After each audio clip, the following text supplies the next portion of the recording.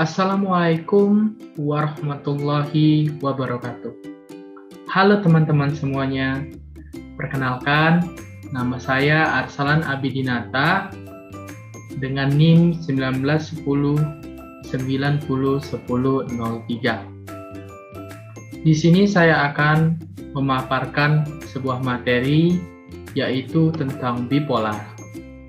Jadi saya akan memaparkan materi ini untuk memenuhi tugas modifikasi perilaku, tugas UAS, dosen pengampu Ibu Indah Purwasi.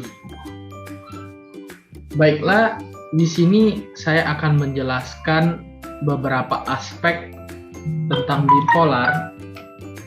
Yang pertama itu ada definisi, yang kedua itu gejala, yang ketiga itu penyebab gangguan, yang keempat jenis gangguannya, dan yang kelima modifikasinya.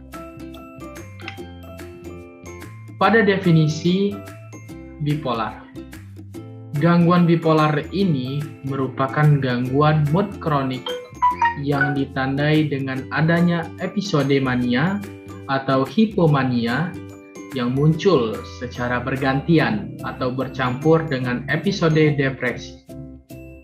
Jadi, bipolar ini juga bisa terjadi dan berlangsung selama berminggu-minggu, dan bisa jadi ini juga selama berbulan-bulan. Jadi, waktunya tidak menentu. Kita masuk kepada gejala bipolar. Nah, teman-teman, pada gejala bipolar ini dia itu terbagi menjadi dua, di mana gejala mania dan hipomania. Apakah teman-teman udah mengetahui ini? Saya akan menjelaskan apa itu mania dan apa itu hipomania. Jadi mania itu adalah emosi yang sangat senang, sedangkan hipomania itu sangat terpuruk.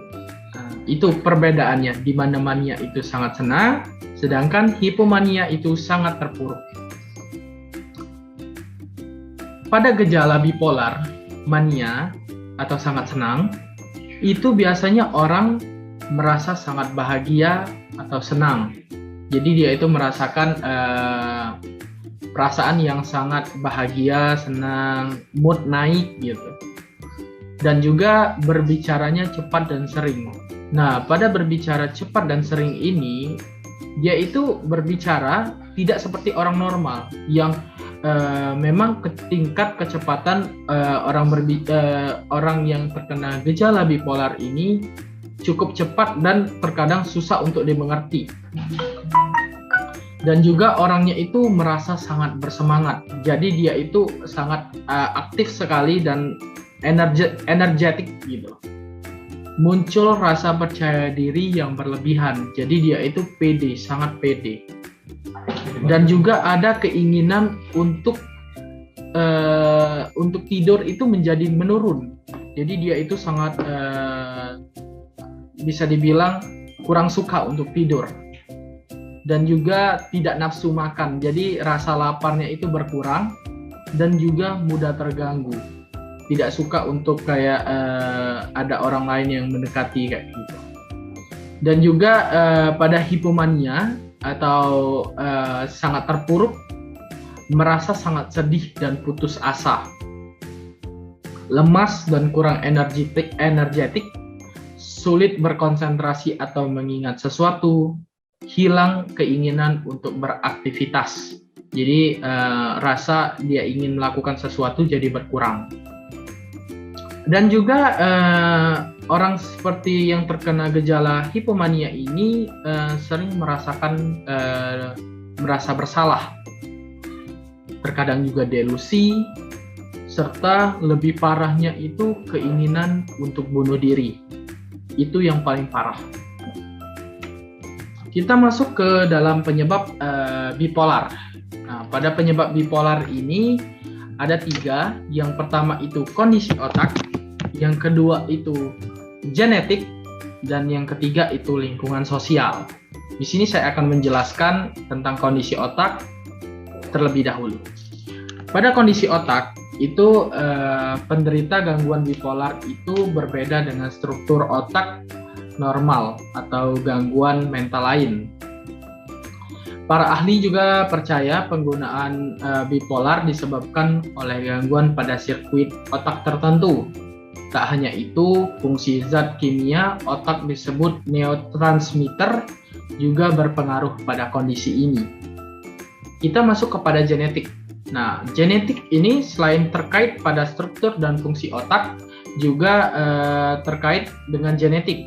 Orang dengan gen tertentu lebih mungkin mengembangkan gangguan bipolar. Meski begitu, studi tentang kembar identik dan bipolar menunjukkan hal berbeda. Jika seseorang yang kembar mengalami gangguan bipolar, belum tentu saudaranya mengalami hal yang sama, meski berpeluang besar. Lingkungan. Pada lingkungan ini, anak-anak dan remaja dengan orang tua bipolar sering dikelilingi oleh stres lingkungan yang signifikan.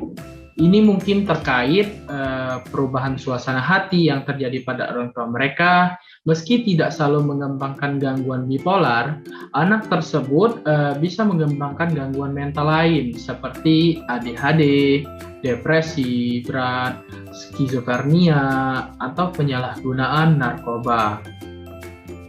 Kita masuk ke berikutnya, yaitu jenis gangguan. Nah, gangguan ini ada 4 yang seperti kita lihat, yaitu gangguan bipolar 1, gangguan bipolar 2, gangguan siklotimia, dan juga rapid cycle. Nah, saya akan menjelaskan tentang gangguan bipolar 1. Pada gangguan bipolar tipe 1 ini biasanya mengalami suatu episode mania atau sangat bahagia yang kemudian berubah atau diikuti dengan episode depresi atau sangat sedih. Nah, dalam kasus ini perubahan suasana hati yang muncul akan sangat ketara ketika orang tersebut sedang bahagia dan bersemangat, sampai sedih dan depresi berat secara tiba-tiba. Jadi dia ini tidak menentu.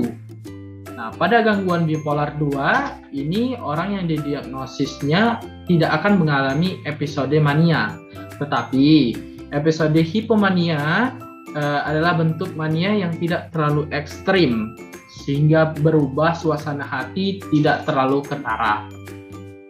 Sedangkan gangguan siklotimia ini adalah suatu bentuk bipolar disorder dalam versi yang lebih ringan. Nah, gejala siklotimia ini pun hampir mirip dengan bipolar disorder, yakni turut mengakibatkan perubahan suasana hati dan juga yang cepat dan dalam waktu yang singkat. Nah, sedangkan rapid cycle. Nah, seperti rapid cycle ini atau siklus cepat termasuk dalam satu di antara beberapa jenis gangguan bipolar. Nah, yang tampak ketika pengidapnya mengalami berbagai perubahan mood dalam kurun waktu 12 bulan. Nah, baiklah. Di sini saya akan menjelaskan tentang modifikasi perilaku gangguan bipolar dengan teknik reinforcement. Nah, pada modifikasi yang ini, saya akan menjelaskan tentang apa itu modifikasi perilaku. Jadi, modifikasi perilaku merupakan teknik dalam ilmu psikologi yang bertujuan untuk menghilangkan perilaku maladaptif atau perilaku yang kurang baik dalam lingkungan. Nah, modifikasi perilaku ini dapat dilakukan pada anak-anak dan remaja yang mengalami gangguan perilaku. Ada berbagai macam-macam prinsip dalam modifikasi perilaku. Nah, salah satunya adalah reinforcement atau penguatan. Nah, reinforcement ini merupakan sebuah proses di mana perilaku diperkuat oleh konsekuensi langsung yang diberikan sesegera mungkin setelah perilaku tersebut terjadi. Ketika sebuah perilaku tersebut diperkuat, perilaku tersebut itu akan sering muncul kembali atau terulang di masa yang akan datang. Oke, mungkin itu saja yang bisa saya sampaikan kepada teman-teman sekalian. Mungkin saya sedikit akan menyampaikan pesan kepada orang tua, kepada masyarakat, dan juga teman-teman saya apabila mempunyai keluarga atau anak yang mengidap bipolar. Yang pertama itu jangan jadikan mereka sebagai orang yang berbeda. Yang kedua, jangan menjauhi karena kita tidak paham. Terus rangkul mereka karena mereka membutuhkan dukungan kita semua dalam menghadapi bipolarnya. Dukungan keluarga juga dan lingkungan bisa membuat para penderita gangguan bipolar dapat menjadi bagian yang produktif dalam masyarakat. Mungkin itu saja yang pesan yang ingin saya sampaikan kepada teman-teman, keluarga, dan juga masyarakat. Semoga ini dapat membantu kita semua dan semoga materi ini dapat bermanfaat ke depannya. Mungkin itu saja yang dapat saya sampaikan. Lebih dan kurangnya saya mohon maaf. Kepada Allah saya mohon ampun. Wallahul muwaffiq ila aqwamit thoriq. Wassalamualaikum warahmatullahi wabarakatuh.